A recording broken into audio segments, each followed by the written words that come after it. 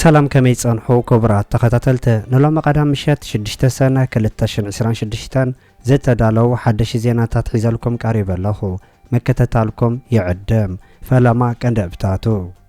بزعبا وصيت حافشاو مرجع ኢትዮጵያ ዝምልከት ዝወፀ ሓበሬታን ፊልድ ማርሻል ብርሃኑ ጁላ ብዛዕባ ጽምዶሎም ዘውፅኦ መግለጺ ዝምልከተን አንጻር ኤርትራ መግለጽታት ይወጽእ ከም ዘሎ ከም ዝተሓበረን ሰብስልጣን ስደተኛታት ኣብ ዩጋንዳ ብሰንኪ ኤርትራውያን ይሰሩ ከም ዘሎ ከም ዝተገለጸን ኣብ ኢትዮጵያ ክካየድ ተሓሲቡ ዝነበረ ዘተ ከም ዝፈሸለ ከም ዝተሓበረን ኣብ ክልል ትግራይ ደብዳብ ድሮን ተፈጺሙ ከቢድ ዕንወት ከም ዘውረደ ተሓቢሩ ኣሎ ብዛዕባ እዚ ደብዳብ ድሮን ዝምልከት ዘለው ምዕባለታትን ዝብሎን ካልእን ዝሕብር ዝርዝር ዜናታት ሒዝናልኩም ቀሪብና ኣለና ንቻናልና ሰብስክራይብ ብምግባር ክሳብ መወዳእታ ክትከታተሉና بخبر نعدمكم حيلتا ጸጥታ ሶማል ንኹነታት ግጭት መቃድሾ ኣብ ቁጽር ከም ዘእተወ ተገሊጹ ኣብ መቃድሾ ብሰንኪ ዓለ ግጭት ሶማልያ ዳግማይ ኣብ ሕድ ኩናት ከይትሸመም كسجع مقناي زفلت كوينو حيلتا ጸጥታ ሶማል ኣመንጎ حيلታት መንግስትን ንተቋምቲ ፖለቲከኛታት እሙና ዝኾኑ ሚሊሻታትን ክልተ መዓልቲ ድሕሪ ዝተኻየደ ግጭት ነቲ ግጭት ኣብ ቁጽር ከም ዘእተወ ሚኒስትር ዜና ሃገር ኣፍሊጡ እቶም ሚሊሻታት ተቋምቲ ዕጥቆም ክፈትሑን ካብ ቦትኦም ክወፁ ትእዛዝ ተዋሂቦም ከም ዘሎ ዝሕብር እቲ መግለጺ ናይ ሼክ መሐሙድ ወገናት ነተቋሙ ክጻወርዎ ከም ዘይከኣሉ ምግላጾምን ይነገር ኣሎ ነቲ ግጭት ደው ዘበልዎ ናይ ሼክ መሐሙድ ናይ ጸጥታ ኣባላት ዘይኮኑ መራሕቲ ቀቢላታትን ሽማግለታት ምዃኖም ዝጠቅስ ናይ ሮይተርስ ምንጭ ብወገኑ እቶም ተቋምቲ ወገናት አንጻር ናይቲ መንግስቲ ሓይልታት ክገጥሙ ዓቕሚ ከም ዘለዎም ሓቢሮም ኣለው ኣብ ሶማሊያ አንጻር እቲ ስልጣን ወዲኡ ከንሱ ገና ኣብ ስልጣን ከም ዘሎ ዝነገረሉ መንግስቲ ሼክ መሐሙድ ዝካየድ ሰልፊ ክህሉ ምዃኑ ክግለጽ ጸንሐ ኮይኑ ቅድሚ እቲ ሰልፊ ምጅማሩ ሓይልታት ሚሊሻ ብሓይልታት ብረት ተቃውሞኦም ምጅማሮም ክሕበር እንከሎ አንጻር መንግስቲ ዝካየድ ሰልፊ ብሕጂ ክለዓል ከም ዝኽእልውን ምንጭታት መቃድሾ ይሕብሩ ኣብ ወርሒ መጋቢት ባይቶ ንዕድመ ፕሬዝዳንት ብሓደ ዓመት ዘናውሕን ነቲ ምርጫ ብሓደ ዓመት ዝደፍእ ምምሕያሽ ቅዋም ኣጽዲቑ ምንባሩ ዝገልጹ ወገናት እቲ ውሳነ ብሚሊሻታት መቃድሾን ከባቢኣን ተቐባልነት ክረክብ ከም ዘይከኣለውን ዝግለጽ ኮይኑ ናይቲ ሃገር መራሒ ነበር ሸሪፍ ሼክ ኣሕመድ መንግስቲ ናይቲ ሃገር ንሕገ መንግስቲ ብዘይ ሕጋዊ መንገዲ ከም ዘመሓየሾ ምግላጹን ብሰንኪ ዘቕረቦ ክስ መንበሪ ገዝኡ ከም ዝተደፈረን ገሊጹሎ ቀዳም ሰር ነበር ሐሰን ዓሊ ኻይረ በተመሳሳለ ሓይልታት መንግስት ኣብ ህዝቢ ብጽዑ ዝነብረሉ ከባቢታት ጸረ ታንክን ሰብርቦ ነፈርትን ዘለዎ ከበርታ ኣጽዋራት ኣዋሪዶም ከም ዘለው ከሲሱሎ ናይቲ ሃገር ናይ ዜና ሚኒስተር በአንጻሩ ኣብ ልዕልቶም ክልተ መራሕቲ ነበር ፍሉይ ክስ ብምቕራብ እቶም መራሕቲ ነበር ንዝዞም ሚሊሻ ብምውፋር ኣብ ልዕሊ መንበር ኣባይቲ ፖሊስ መጥቃዕቲ ምፍጻሞምን ህዝቢ ኣብ ሓደጋ እትዮም ከም ዘለው ገሊጹሎ ውድብ ሕብረት ሃገራት ሕብረት ኣፍሪካን ማሕበረሰብ ምብራቅ ኣፍሪካን ኣብቲ ግጭት ዝሳተፉ ወገናት ፍልልዮም ብዘተ ክፈትሑ ክጽውዑ እንከለው እቲ ሃዋሁ ብቐሊሉ ክሃድእ ከም ዘይከኣለ ዝገልጹ ወገናት ኣመንጎ መንግስትን ተቋምትን ነባሪ ፍታሕ ዘምጽእ ዕርቂ ክጅመር ከም ዝግባእ ኣተሓሳሲቦም ኣለው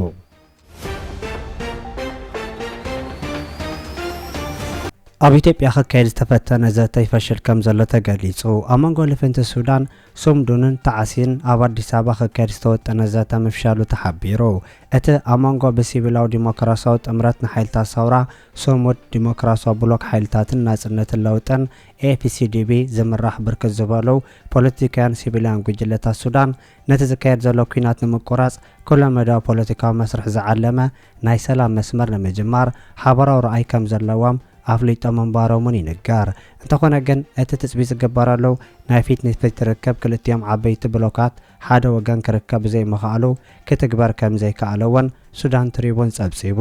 ኣብ አዲስ አበባ ካብ ዝተኻየደ ናይ ዘተዋዕለ ዝተሳተፉ መራሕቲ ዲሞክራሲያዊ ብሎክ ምስቲ ብሓይልታት ቁልጥፍ ደገፍ ከም ዝምራሕ ዝገልጽዎ ጥምረት ተዓሲስ ዝኾነ ይኹን ፖለቲካዊ ዝረብ ንምክያድ ድሌት ከም ዘይብሎም መረጋጋጾምን ይሕበር ከም ግብረ መልሲ መራሕቲ ጥምረት ተዓሲስ ብዓረባ ኣብ አዲስ አበባ ጋዜጣዊ መግለጺ ብምሃብ ነቲ ናይ ዲሞክራሲያዊ ኣብያ ክኹንዎ እንከለው እቲ ጉጅለ ምስ አርኤስኤፍን መሻርክቱን ኮፍ ምባል ምእባዩ ኣተሓሳሳቢ ምዃኑ ገሊጾም ኣለው እዚ ከምዚ ኢሉ እንከሎ ኣብ ከተማ ከሰላ ሓድሽ ተጻቦ ምልዓሉ ክግለጽ እንከሎ ኣብቲ ምስ ኤርትራ ዘዳወብ ዞባ ምልዓላት ከምኡ ጉጅለታት ይረአ ከም ዘሎ ካብቲ ከባቢ ዝተረኸበ ሓበሬታ ይገልጽ ኢትዮጵያ ማእከል ናይቲ ኣብ ሱዳን ተኸሲቱ ዘሎ ኩናት ኮይና ከም ዘላ ዝገልጹ ወገናት እቲ ሃገር ንናይ ኤሚሬት ወገናት ተኪኣ ኣብ ሱዳን ንጡፍ ስታፈ ተንጸባርቕ ከም ዘላውን ምንጭታት ይገልጹ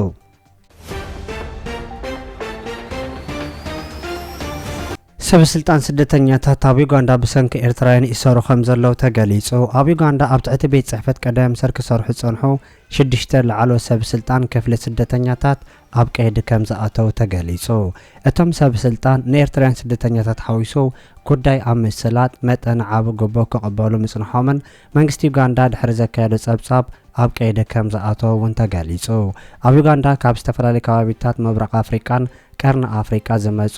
ልዕሊ 2 ሚልዮን ስደተኛታት ከም ዘለው ዝፍለጥ ኮይኑ ኤርትራውያን በብዝሒ ካብ ዝርከቡላ ሃገር ምዃና ክጥቀስ እንከሎ ኣብታ ሃገር ዝርከቡ ልዕሊ 100,000 ኤርትራውያን ዝፍለጥሉ ሓደ መለለይ ኣቋራጭ ንምጥቃም ብላዕ ሂብካ ወረቐት መሃዝ ምዃኑ እውን ጸብጻባት ይገልጹ።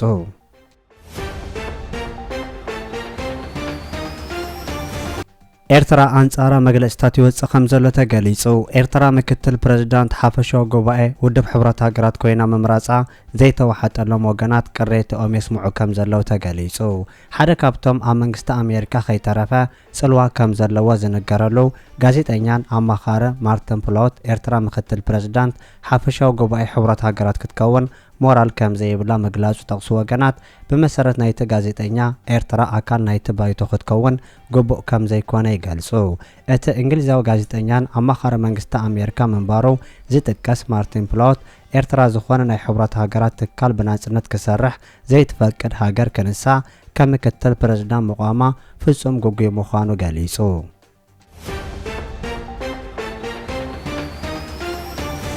ውጽኢት ምርጫ ካብ ጣብያታት ምርጫ ናብ ክልላት ምርጫ ከም ዝኣተወ ሃገራዊ ቦርድ ምርጫ ገሊጹ። ውጽኢት ሻብዓይ ሓፈሻዊ ምርጫ ሙሉእ ንሙሉእ ካብ ጣብያታት ምርጫ ናብ ክልላት ምርጫ ኣትየሎ ክብል ብሄራዊ ቦርድ ምርጫ ኢትዮጵያ ኣፍሊጡ። ኣካቢት እቲ ቦርድ ሜላት ወርቂ ሃይሉ ሎም ኣብ ዝሃበቶ መግለጺ ድምፂ ዝተዋሃቦም ወረቐታት ናብ ማእከል ኣትወለው ኢላ። ካብ 1138 ጣብያታት ምርጫ 825 ክልላት ምርጫ ውጽኢት ከም ዘፍለጣ ኣረጋጊጽና ኣለና ኢላ። ኣዲስ ኣበባ ሓዊሱ ካብ ዝተፈላለዩ ጣብያታት ምርጫ ውጽኢት ንምጥርናፍን ምርግጋጽን ስራሕቲ ሕጂ እውን ይሳለጥ ከም ዘላ ሓቢራ።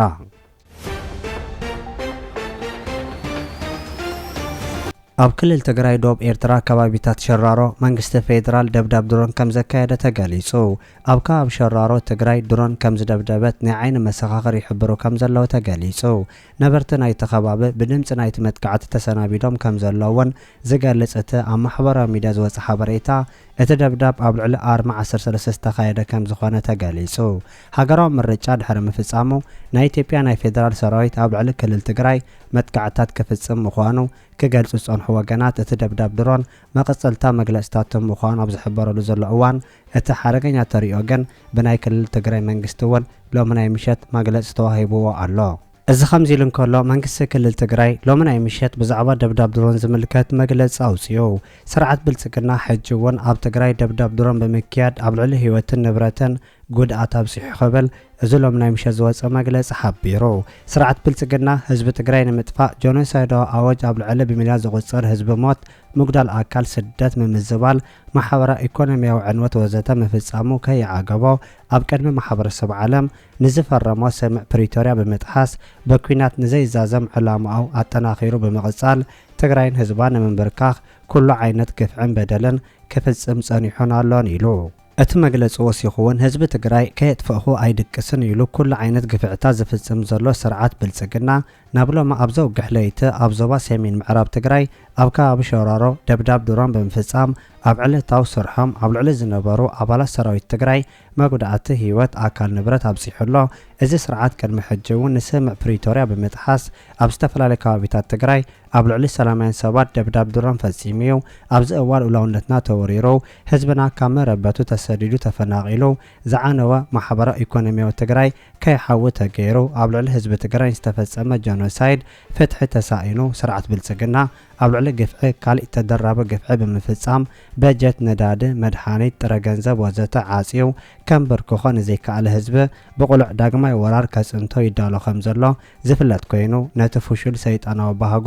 ኣጠናኺሩ ቀጺሉሎ ስርዓት ብልጽግና ኣብ ልዕሊ ትግራይ ዳግም ዘወልዖ ዘሎ ኩናት ብግልጽ ዘረጋገጹ ሓቂ እንተሃለወ እቲ ስርዓት ካብ ኩናት ወጻእ ክነብር ዘይኽእል ምዃኑ እዩ። ህዝቢ ትግራይ ልኡላውነተይ ይከበር፣ ናብ መረበተይ ክምለስ፣ ፍትሕን ልዕልነት ሕጊ ይከበረለይ፣ ሕይወትን ዳግመ ህንጸትን ይረጋገጸለይ፣ ሰብኣውን ዲሞክራሲያዊ መሰላተይ ይተሓለወለይ፣ ሰላምን ዲሞክራስን እድል ኣለኹ ክንዲ ዝበለ ኣድልዎ ክባን ዕፅዋን ደብዳብ ድሮናት ወዘተ ኮይኑ መልሱ ሕቶ ሰላምን ትዕግስትን ህዝቢ ትግራይ ከም ፍርሒ ተቆፂሩ ህዝቢ ትግራይ ትማሊ ብግፍዓን ኣይተንበርከኸን ጥራይ ዘይኮነ ግፍዒ ዝወለዶ ቃልሲ ኣካይዱ ጸላኣቱ ቀቢሩ እዩ። ሎሚ እውን ህዝቢ ትግራይ ብብድዐ ምንብርካኽ ከም ዘይከኣል ክፍለጥ ይግባእ። በዛ ኣጋጣሚ ነቲ ሎም ዝተፈጸመ ደብዳብ ሲዒቡ ቁኑዕ ተቃላሳይ ህዝቢ ሽራሮን ወረዳ ታሕታይ ኣድያቦ ንዘርአዮ ደገፈን ሕራንን መንግስቲ ትግራይ ዘለዎ ናዕዳ እናገለጸ መላእ ህዝብና ሕጂ እውን ሓድነትካ ብምስጣም ውዳበታትካ ብምጥንኻር ኣብ ጎኒ ዓቕምታት መኸተ ትግራይ ዓሲልካ ንምውሓስ ህልውና ልኡላውነትና ብጽንዓትን ሓድነትን ከም ትቃለስ ብምትእማን እዩ። ኣብ መወዳእታ ስርዓት ብልጽግና ኣብ መላእ ኢትዮጵያ ከፊትዎ ብዘሎ መዕነዊ ኩናት ከይተገትአ ህዝብናን ዓድና ናብ ዝኸፈ ጥፍኣት ብምእታው እዞባ ናብ ዘይዘረቕ ቅርብላው የእትዎ ከም ዘሎ ማሕበረሰብ ዓለም ተገንዚቡ ብኣጋስ ሕጉምቲ ንኽወስድ በዛ ኣጋጣሚ ነተሓሳስብ ኢሉ።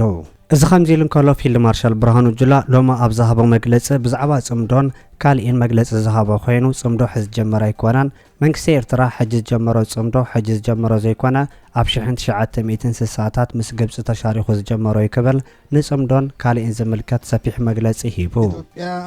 አገራችን ለዘመናት የተፈተነችበትና የተፈተነችበት ያለው ነገር ግን ለፈተናዎች ሁሉ ያልተንበረከከች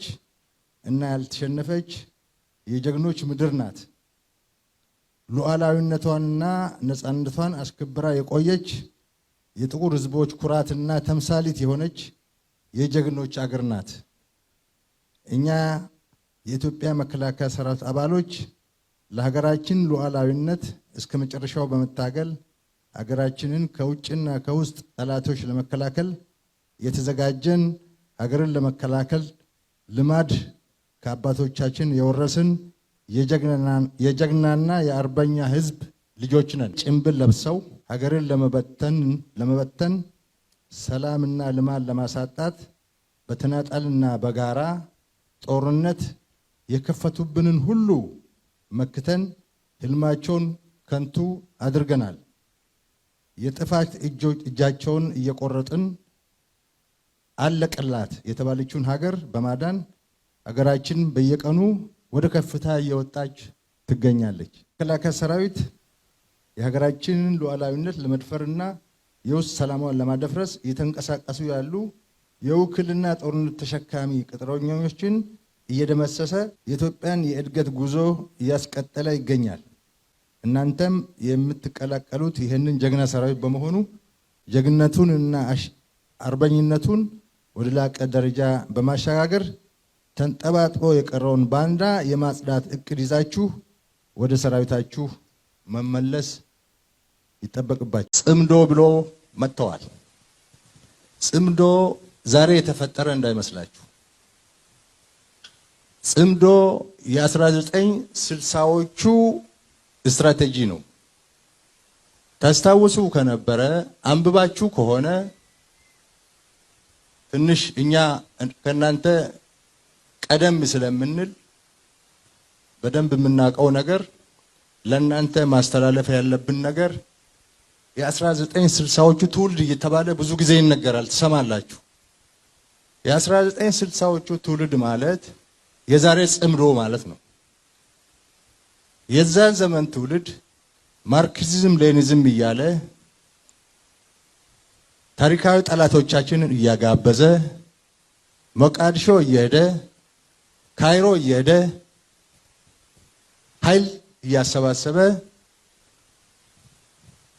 የሱዳን፣ የግብፅ፣ የኤርትራ